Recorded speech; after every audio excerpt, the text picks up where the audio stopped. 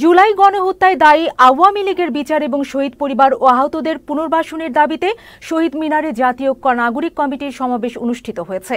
বিকেলে কেন্দ্রীয় শহীদ মিনারের সামনে ছাত্র জনতার অভ্যুত্থানের ১০০ দিন উপলক্ষে এই নাগরিক সমাবেশ অনুষ্ঠিত হয়। এ সময় ঢাকার জাতীয় নাগরিক কমিটির থানা পর্যায়ের নেতারা কথা বলেন।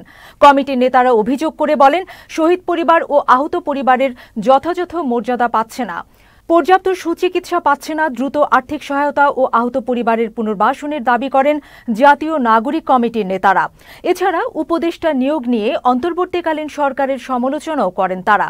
জনতার অভ্যুত্থানের সঙ্গে সংহতি এবং প্রতিরোধের চেতনাকে সামনে রেখে বাংলাদেশকে নতুনভাবে গড়ে তোলার লক্ষ্যে ৮ই সেপ্টেম্বর আত্মপ্রকাশ করে জাতীয় নাগরিক কমিটি। যারা সুবিধাভোগী, যারা খুনের নির্দেশ দিয়েছে, তাদের স্কিল সেটের উপরে, যাদের উপরে খুনের রক্তের দাগ পড়ে আছে, সেটাকে প্রায়োরিটি দেওয়া হয়, তাহলে আমরা হয়তোবা আরেকটু যুদ্ধে নামতে হবে, যেখানে আগামীর দিনে ছাত্ররা প্রশাসন চালাবে, ছাত্ররা আর্মি চালাবে, ছাত্ররা সচিবালয় চালাবে, ছাত্ররা রাষ্ট্রপতি ভবনে চালাবে। সেই জায়গা থেকে আমাদের বক্তব্যগুলো একদম স্পষ্ট। আমরা যে জনগণের যে শক্তি, সে শক্তির কেন্দ্রবিন্দু আছে, সেই কেন্দ্রবিন্দুটা আবার আমরা ব্যাক করতে বাধ্য হব।